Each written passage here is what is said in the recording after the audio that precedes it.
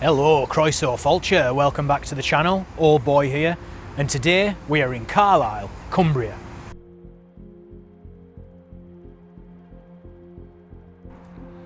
And I've brought you here today because we're going to go and visit the excavation of a Roman bathhouse. Now this bathhouse has yielded finds of international significance, and the site itself may have connections to the royal court of Emperor Septimius Severus. Carlisle, also known as the Great Border City, is located in Cumbria in the northwest of England, just some 8 miles to the south of the modern-day Scottish border. The earliest inhabitants who are recorded as being here are named the Carweti, a tribe of Britons who made up a large proportion of the population of ancient Cumbria. The name Carweti is thought to mean those who belong to the deer, and it is believed that they may have been a part of the Brigantian Confederation. Some scholars even suggest that Venutius, the first husband of Queen Cartamandua of the Brigantes, may have been a Carwetian by birth. Written accounts tell us that the city of Carlisle existed prior to the arrival of the Romans, and it is described as one of the strongest British settlements at the time. The earliest recorded name for Carlisle, one which was given to it by its Roman conquerors, was Luguwalium, and this name was based on a native appellation which has been reconstructed as the Brittonic Luguwalion. Luguwalion is thought to mean city of Luguwalos, with Luguwalos being a masculine Celtic name which means strength of Lugus, in reference to the pan-Celtic deity who is also referred to as Lugos in Gaulish, Lu in Old Irish, Llew in Middle Welsh and Lugwei in Celtiberian.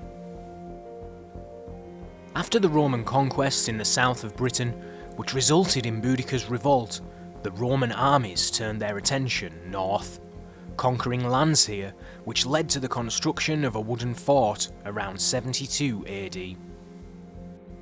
The site of this fort was chosen for its strategic location south of the River Eden, and it is on this very site that the castle we see today would eventually be constructed.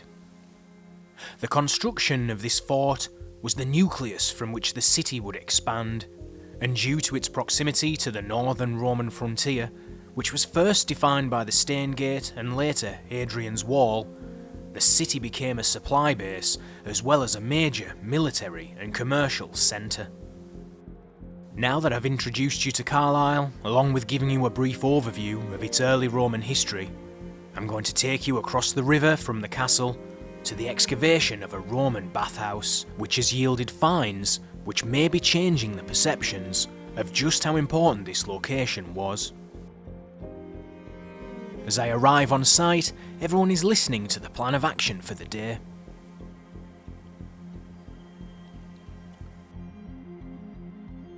One of the main jobs is to expose and clear away debris from a hypercourse system, a kind of underfloor heating.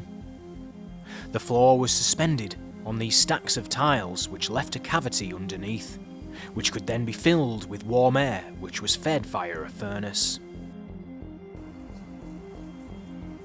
Every piece of soil from areas of interest is painstakingly sieved to ensure not even the smallest fragment of pottery falls through the net.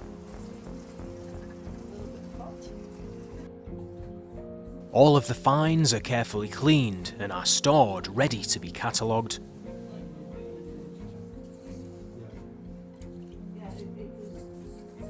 Even the bulk topsoil is carefully checked with a metal detector, which often reveals items which have been deposited over the years. The deeper section of the dig is drained of water, so the position of walls and other parts of the structure can be carefully surveyed and recorded. The sheer size of some of the walls was quite surprising, measuring a little over a metre in thickness. The experts tell me this could indicate the structure was more than a single story in height. The finds turning up during my visit include bones, painted plasterwork, pottery, and curiously, the impression of a cat's foot alongside human fingerprints. As I thank everyone for their time, I headed over to talk to Frank Giecco, the technical director of Wardell Armstrong Archaeology, who is overseeing the site. Okay, hi Frank, thanks for having me on the site, I really appreciate it. No problem. I was just going to ask you about the finds that have been made on the site and why they're significant. Yeah, well, we found lots more animal bone, huge amounts of animal bone and pottery to the south of the road and on the road, so it's telling us about, you know, the diet of the people, what they've been consuming, and the amount of imported wares coming in. So we've got a lot of amphora from Spain, fine tablewares from France. It's all adding to the story. Other than pottery and bone, we've had some lovely bit of metalwork this year. We've got a Millefiori disc brooch. It's absolutely beautiful. A patera handle made from pewter, which is the first I've found. And probably a star find so far is the bronze lion that would have come off a standard. So there have been some stunning finds. And Excellent. The wall plaster, you know, we're finding lots and lots of wall plaster. So that's one of the highlights this year. Absolutely brilliant. I managed to have a look at some of the plaster that was coming out, so very exciting stuff. And previously you found the large busts, you've also found the chunk of the Tyrian purple as well, which has been getting quite a lot of press. We found a little bit more Tyrian purple. Oh, right. And one of the interesting things we found also this year that's come a bit out of left field was we've got the remains of at least 3 individuals, disarticulated, just strewn in the backfill.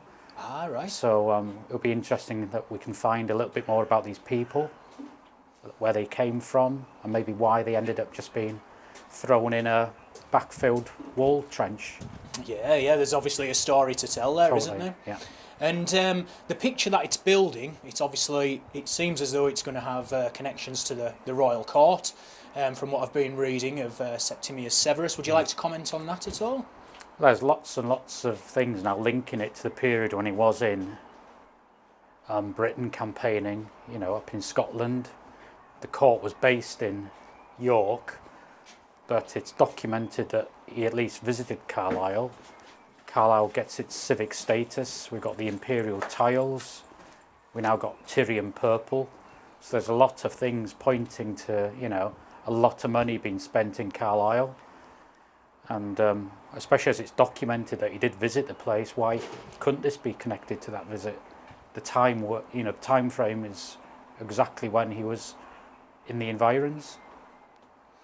That's absolutely fantastic. I think, you know, there's a compelling amount of evidence that's being built up there, so I'm very excited to see what happens for the future. And speaking of the future, what are your hopes moving forward? Well, we finish Saturday, then we can all take a breather, and then we're back in mid-September.